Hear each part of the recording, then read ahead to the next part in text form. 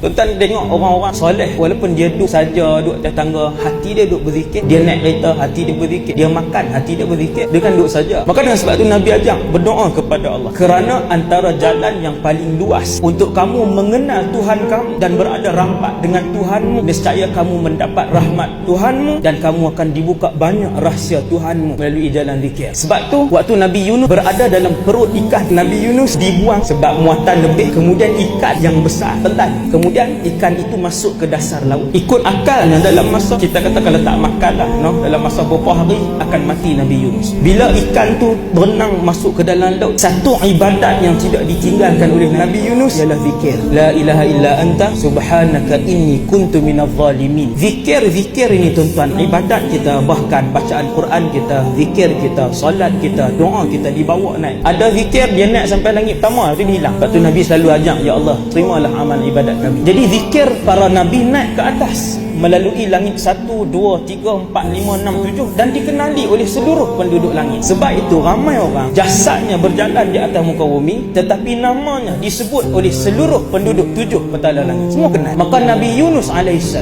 satu orang yang masyhur di langit seperti Rasulullah. Bila zikir Nabi Yunus naik, malaikat kenal. Apabila Nabi Yunus berzikir la ilaha illa anta subhanaka inni kuntu minadh zalimin, tak berhenti. Bila zikir itu menembusi langit satu tingkat ke satu tingkat ke satu tingkat, malaikat menyebut. Malaikat kata kenal suara ni, suara yang sangat terkenal, tapi main daripada tempat yang cukup pelik. Kalau jin berzikir bawah laut biasalah, ni orang berzikir bawah laut. Malaikat kata pelik. Akhirnya dilihat dia dimakan, ditelan oleh ikan, dia sedang berzikir di bawah sana. Maka Allah merakamkan keadaan zikir Nabi Yunus alaihissalam. Tuhan kata dalam Quran, kalau Nabi Yunus ini tidak membanyakkan zikirnya, nescaya kami tidak menyelamatkannya. Dia akan mati di dalam perut kan.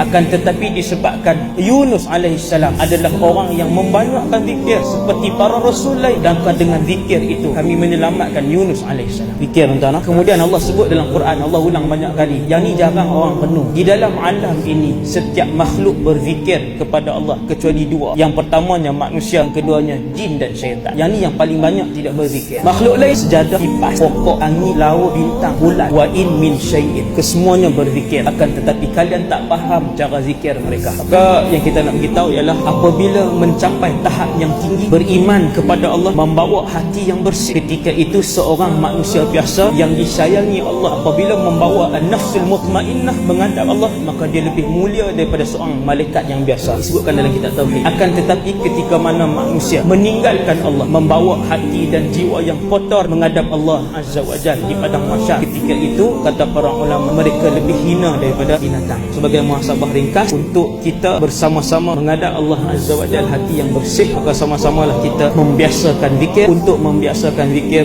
tuan-tuan yang dirahmati Allah, ialah antara lain dengan memohon kepada Allah supaya Allah sentiasa menggerakkan hati dan lidah kita untuk memuji Allah Subhanahu wa taala.